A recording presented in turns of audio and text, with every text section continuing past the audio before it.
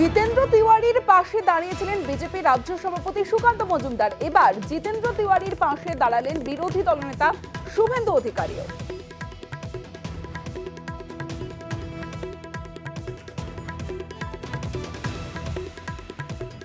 আমরা পরিষ্কারভাবে চ্যালেঞ্জ করে বলতে চাই যে রেজিস্টারটা ওনারা দেখিয়েছেন, ওখানে 28টা টাওয়ার আছে এবং এই রেজিস্টার হয়তো বানানো হয়ে থাকতে পারে কারণ ওই হাতের অক্ষরটা জিতেন তিওয়ারির নয়, কারণ জিতেন তিওয়ারি আমাদের পার্টির কলিগ, আমরা জানি। উনার কাছে নাকি সিসিটিভি ফুটেজ আছে।